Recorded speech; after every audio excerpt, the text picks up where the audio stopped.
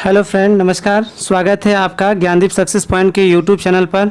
आज हम लोग बिहार बीपीएससी परीक्षा शिक्षक भर्ती की जो आई है उसके रिगार्डिंग हम लोगों ने एक महत्वपूर्ण प्रैक्टिस सेट लेकर आए हैं जो उर्वशी पब्लिकेशन से रिलेटेड है। तो आइए देखते हैं कुछ महत्वपूर्ण प्रश्न और उनके उत्तर। तो आज का पहला प्रश्न है, थियोसॉफिकल सोसाइटी के संस्थापक कौन थे? Justice Ranade, madam Blavatsky, madam Blavatsky, Annie Besant. I hope आपने इस प्रश्न का सही उत्तर चुन लिया होगा। इस प्रश्न का सही उत्तर है मैडम ब्लावटस्की। ध्यान रखेंगे 17 नवंबर 1875 ईस्वी को न्यूयॉर्क में थियोसॉफिकल सोसाइटी की स्थापना रूसी निवासी हेलेना पेट्रोवाना ब्लावटस्की और अमेरिकी निवासी कर्नल हेनरी ने संयुक्त रूप से किए थे। अर्थात इस प्रश्न का सही उत्तर हुआ ऑप्शन नंबर सी। नेक्स्ट प्रश्न की बात करते हैं। किंग जॉर्ज पंचम ने किस वर्ष में भारत का ताज ग्रहण किया था?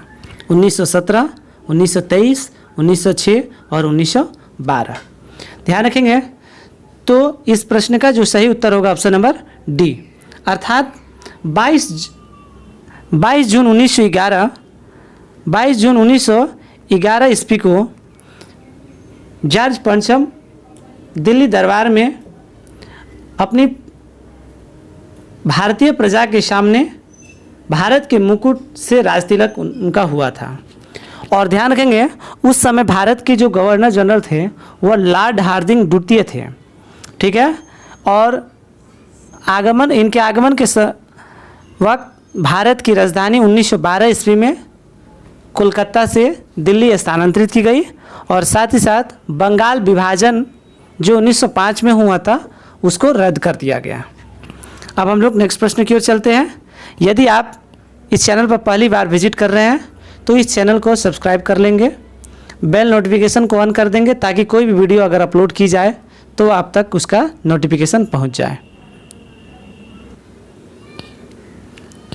नेक्स्ट प्रश्न है, किसे पूंजीवाद का उच्चतम रूप माना जाता है? पूंजीवाद का उच्चतम रूप माना जाता है यथार्थवाद, मार्क्सवाद, साम्राज्यवाद और उदारवाद।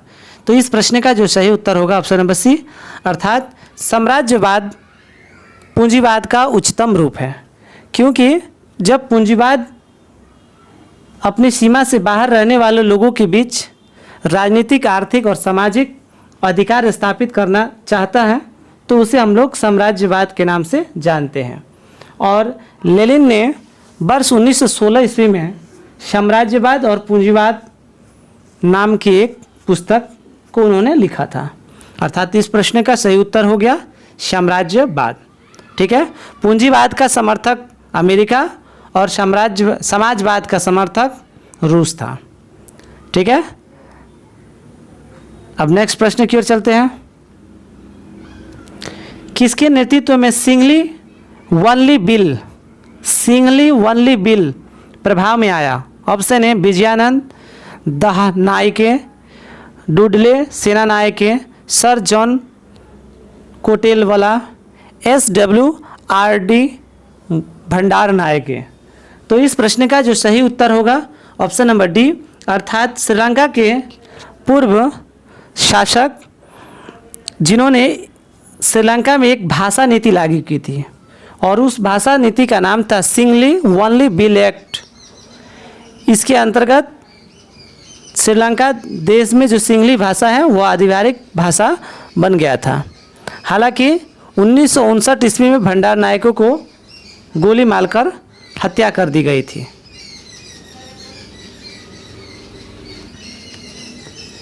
निम्नलिखित में से किस चित्रकार का द लास्ट जजमेंट, किस चित्रकार का कृति द लास्ट जजमेंट है? ऑप्शन है Leonardo da Vinci, Michelangelo, Raphael और डोनेटेलो।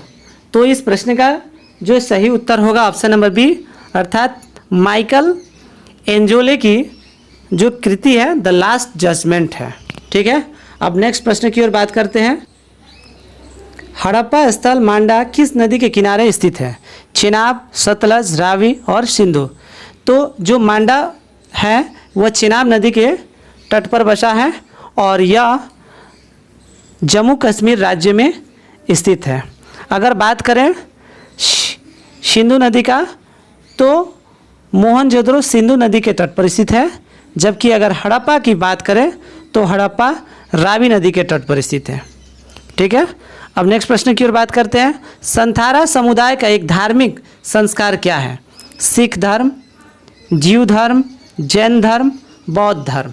तो इस प्रश्न का जो सही उत्तर होगा वो जैन धर्म से संबंधित है। संथारा, जिसे हम लोग संलेखना विधि भी कहते हैं, यानी इसमें प्राण त्यागने की एक विधि है जिसमें उपवास रहकर लोग अपने प्राणों का त्याग कर देते हैं। ठीक है, जैसा कि आप जानते होंगे चंद्रगुप्त मौर्य अपने अंतिम दिनों में श्रवण बेलगोला जो कर्नाटक राज्य में स्थित है वहीं संलेखना विधि से अपने प्राण को त्याग दिए थे। किसके शासनकाल में चीनी यात्री ह्वेनसांग भारत आए थे? चंद्रगुप्त, विक्रमादित्य, समुद्रगुप्त, चंद्रगुप्त प्रथम और हर्षवर्धन। तो इस प्रश्न का जो सही उत्तर होगा ऑप्शन नंबर डी, अर्थात हर्षवर्धन। ह्वेनसांग हर्षवर्धन के शासनकाल में भारत में आए थे। वह 630 में भारत आए थे और लगभग 643 ईस्वी तक वह भारत में रहे। लगभग 15 सालों तक उन्होंने भारत में रहे। भारत में उन्होंने नालंदा विश्वविद्यालय में शिक्षा ग्रहण भी किए और शिक्षा दान भी किए। साथ ही साथ उनकी एक प्रमुख रचना है CU की। ध्यान रखेंगे, ह्वेनसांग की एक प्रमुख रचना है CU की। ठीक है, ये उनकी प्रमुख रचना है। इसके अलावे चीन से और भी बहुत लोग आए हुए हैं। इत्सिंग बुद्ध भी आए थे 7वीं शताब्दी में भारत में। ठीक, फाहियान भी भारत आए थे चंद्रगुप्त द्वितीय के दरबार में। अब हम लोग नेक्स्ट प्रश्न की ओर चलते हैं। इब्ने बतूता का निवास कहाँ का निवासी था जिसने 14वीं शताब्दी में अपनी भारत यात्रा के बारे में लिखा था? ऑप्शन है ईरान, इजिप्टियन, तुर्क और मोरक्को। तो इस प्रश्न का जो सही उत्तर होगा ऑप्शन नंबर डी, यानी इब्ने बतूता मोरक्को का निवासी था। मोरक्को जो देश है वो अफ्रीका महादेश के अंतर्गत आता है और वह मोहम्मद बिन तुगलक के शासनकाल में वे भारत आए थे। और ध्यान रखिएगा इनकी एक प्रमुख कृति है रेहला इब्ने बतूता की एक प्रमुख कृति है। सूफी संत के मकबरे को डैश कहा जाता है? कल दे, सक, ईदगाह, दरगाह, खनका। तो सूफी संत के जो मकबरे हैं उसे हम लोग दरगाह के नाम से जानते हैं। ठीक है, अब नेक्स्ट प्रश्न की ओर चलते हैं हम लोग। चांद बीबी का डैश की शासक थी? अहमदनगर, बीजापुर, सतारा, गोलकुंडा। तो इस प्रश्न का जो सही उत्तर होगा ऑप्शन नंबर ए, अर्थात चांद बीबी अहमदनगर के शासिका के रूप में उन्होंने कार्य किए और ज़्यादातर अकबर की मुग़ल सेना से अहमदनगर की रक्षा के लिए जाना जाता है। ठीक है, और वे एक मुस्लिम महिला योद्धा थी। अब नेक्स्ट प्रश्न की ओर बात करते हैं। किसने गोरिल्ला युद्ध के तरीकों की शुरुआत की थी? यानी गोरिल्ला युद्ध की शुरुआत किनके द्वारा किया गया था? ऑप्शन ए बाबर, अकबर, शिवाजी और बाजीराव पेशवा। तो इस प्रश्न का जो सही उत्तर होगा ऑप्शन नंबर सी, अर्थात शिवाजी के द्वारा गोरिल्ला युद्ध की शुरुआत की गई थी। गोरिल्ला का तात्पर्य यह है एक छापामार युद्ध से है। ठीक है, यह गोरिल्ला जो वर्ड है यह स्पेनिश भाषा का एक शब्द है। ब्रिटिश भारत के किस प्रांत में राजस्व एकत्रित करने की रैयतबाड़ी प्रणाली को लागू की थी? ठीक है, ऑप्शन है उत्तर भारत, दक्षिण भारत, पश्चिम भारत और पूर्वी भारत। तो इस प्रश्न का जो सही उत्तर होगा ऑप्शन नंबर बी, अर्थात दक्षिण भारत में रैयतबाड़ी प्रणाली को लागू किया गया था। यह कुल भूमि का लगभग 51% हिस्सों में लागू किया गया था। साथ ही साथ यह मद्रास, बम्बई प्रांत में भी लागू किया गया था।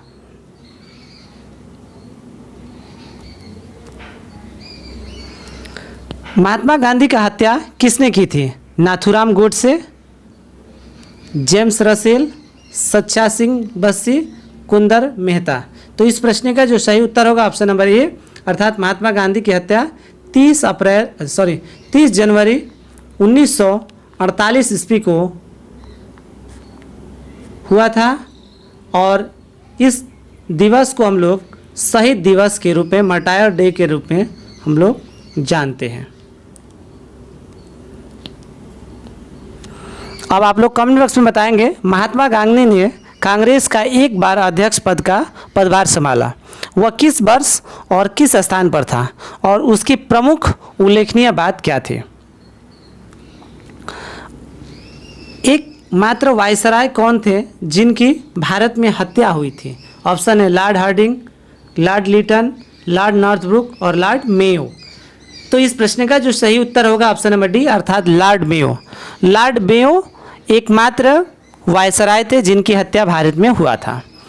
वर्ष 1872 में इनके शासनकाल में ही जनगणना की शुरुआत हुआ था। साथ ही साथ इनकी जो हत्या है वह अंडमान निकोबार द्वीप समूह की राजधानी पोर्ट ब्लेयर में एक शेर अली अफरीदी नाम के अफगान व्यक्ति ने इन्हें चाकू मारकर हत्या कर दी थी।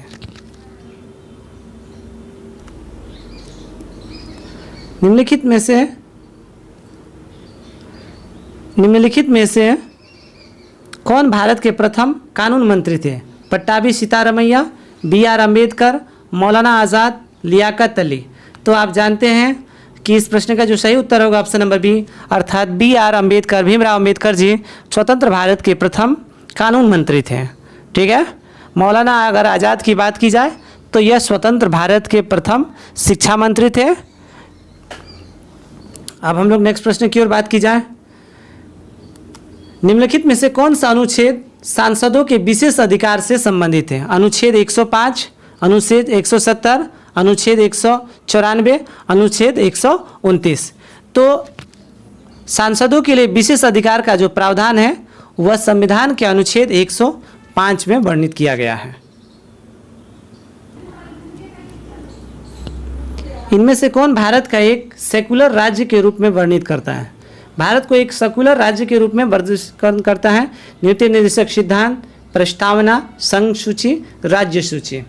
तो इस प्रश्न का जो सही उत्तर होगा ऑप्शन नंबर बी, अर्थात प्रस्तावना भारत को एक सेकुलर अर्थात धर्मनिरपेक्ष राज्य के रूप में वर्णित करता है, क्योंकि प्रस्तावना में ही भारत को एक धर्मनिरपेक्ष राष्ट्र के रूप में वर्णित किया गया है। धर्मनिरपेक्ष का मतलब यह है कि भारत के किसी राज्य का न तो कोई धर्म है और न ही वह किसी धर्म मानने या किसी धर्म को न मानने के लिए बाध्य कर सकता है। ठीक है। अब नेक्स्ट प्रश्न की ओर बात करते हैं। भारत के राष्ट्रपति और उपराष्ट्रपति की मृत्यु की स्थिति में भारत के राष्ट्रपति के रूप में कौन कार्य करेगा। संसद द्वारा चयनित उम्मीदवार, भारत के प्रधानमंत्री, भारत के मुख्य न्यायाधीश, भारत के अटॉर्नी जनरल। तो इस प्रश्न का जो सही उत्तर होगा ऑप्शन नंबर सी, अर्थात भारत के मुख्य न्यायाधीश भारत के राष्ट्रपति के रूप में कार्य करेगा। ठीक है।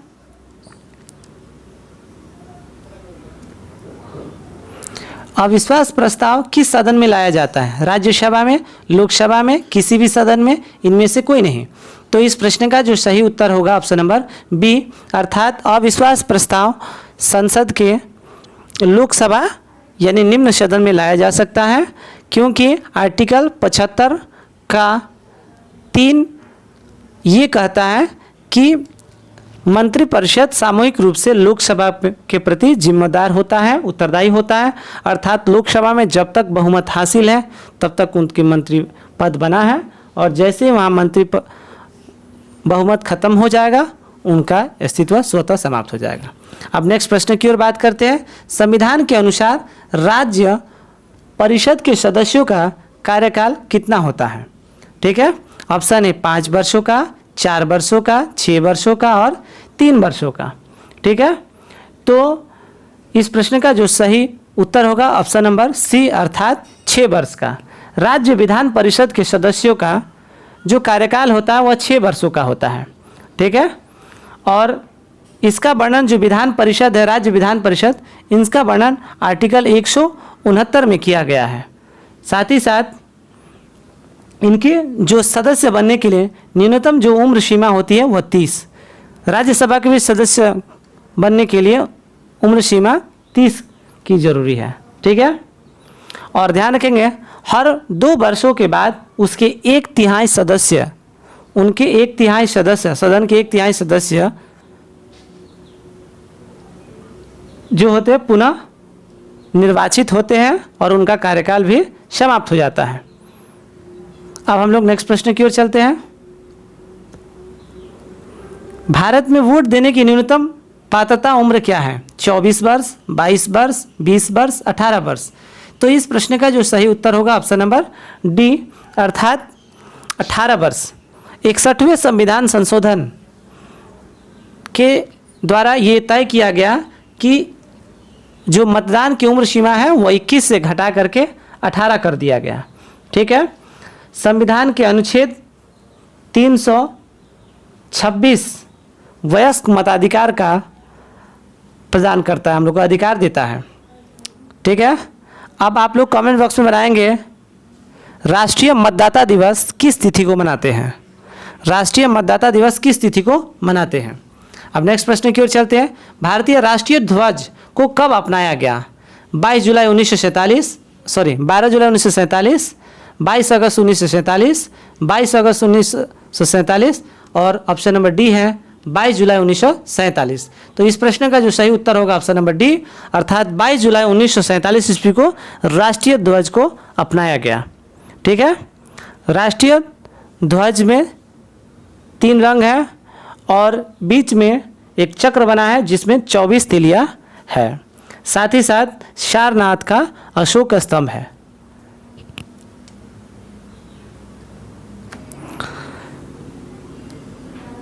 मिथकों और कहावतों के रूप में, ध्यान रखें, मिथकों और कहावतों के रूप में प्रशासन के सिद्धांतों को किसने अस्वीकार कर दिया? F.W. Riggs, Dwight Waldo, Herbert Simon, Frank Marini. तो इस प्रश्न का जो सही उत्तर होगा ऑप्शन नंबर सी, अर्थात हार्वर्ड साइमन ने मिथकों और कहावतों के रूप में प्रशासन के सिद्धांतों को अस्वीकार कर दिया। ठीक है। नेक्स्ट प्रश्न की ओर चलते हैं। सूर्य के सबसे बाहरी परत को क्या कहते हैं? स्थल मंडल, वर्णमंडल, प्रकाश मंडल और करुणा। तो इस प्रश्न का जो सही उत्तर है कोरोना को सूर्य का बाहरी परत के नाम से जानते हैं। ठीक है। अब सुनिए, सूर्य के 3 मंडल हैं। पहला फोटोस्फीयर जिसे हम लोग प्रकाश मंडल कहते हैं, दूसरा क्रोमोस्फीयर जिसे हम लोग वर्ण मंडल कहते हैं और तीसरा कोरोना जो हमारा सबसे बाहरी परत होता है। नेक्स्ट प्रश्न की ओर चलते हैं। उत्तरी गोलार्ध में वर्ष का सबसे लंबा दिन कब होता है? ऑप्शन है 20 मई, 21 जून, 20 जुलाई और 21 अगस्त। इस प्रश्न का जो सही उत्तर है ऑप्शन नंबर बी, अर्थात उत्तरी गोलार्ध में वर्ष का जो सबसे लंबा दिन होता है वह 21 जून होता है। ठीक है। और सबसे लंबा दिन हो रहा है तो रात सबसे छोटी होती है। अब आप लोग बताएंगे कमेंट बॉक्स में कि दक्षिणी ध्रुव पर सबसे बड़ा दिन कब होता है और सबसे छोटा रात कब होता है। ठीक है। नेक्स्ट प्रश्न की ओर चलते हैं। विश्व का सबसे गहरी झील कौन सी है? ऑप्शन है सुपरियर झील, बैकाल झील, वोस्टोक झील और तंजानिका झील। तो इस प्रश्न का जो सही उत्तर होगा ऑप्शन नंबर बी, अर्थात बैकाल झील जो है विश्व की सबसे गहरी झील है। ठीक है। और यह रूस के साइबेरिया क्षेत्र में दक्षिणी भाग में स्थित है। ठीक है। प्राकृतिक में पानी का सबसे शुद्ध रूप क्या है? वर्षा जल, झील का जल, नदी का जल, समुद्र का जल। तो इस प्रश्न का जो सही उत्तर होगा ऑप्शन नंबर ए, वर्षा के जल को सबसे शुद्ध जल के रूप में माना जाता है। और ध्यान रखेंगे शुद्ध जल का जो पीएच वैल्यू होती है, शुद्ध जल का पीएच वैल्यू 7 होता है। ठीक है। अब नेक्स्ट प्रश्न की ओर बात करते हैं। भारत, चीन और जापान विश्व के किस महाद्वीप के अंतर्गत आता है? ऑप्शन है यूरोप, अंटार्कटिका, अफ्रीका और एशिया। तो तो इस प्रश्न का जो है सही उत्तर होगा ऑप्शन नंबर डी, अर्थात एशिया। भारत, चीन और जापान एशिया महाद्वीप के अंतर्गत आता है। एशिया महाद्वीप विश्व का सबसे बड़ा महाद्वीप है और साथ ही साथ एशिया महाद्वीप को मानव जमघट की संज्ञा भी दी जाती है। ठीक है, अब नेक्स्ट प्रश्न की ओर चलते हैं। फ्रेंडशिप हाईवे जो चीन का निम्नलिखित में से किसके साक्षात जोड़ती है? भारत, पाकिस्तान, नेपाल और म्यांमार। फ्रेंडशिप हाईवे जो है वह चीन का है और ये किन को जोड़ती है?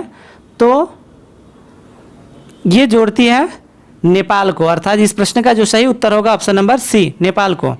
इसकी कुल लंबाई 806 किलोमीटर है। इसकी कुल लंबाई 806 किलोमीटर है और यह तिब्बत होते हुए नेपाल तक जाती है। इस चैनल को पूरा देखने के लिए इस वीडियो को धन्यवाद और साथ में बेल नोटिफिकेशन को ऑन कर देंगे ताकि कोई भी सूचना आप तक पहुंच जाए।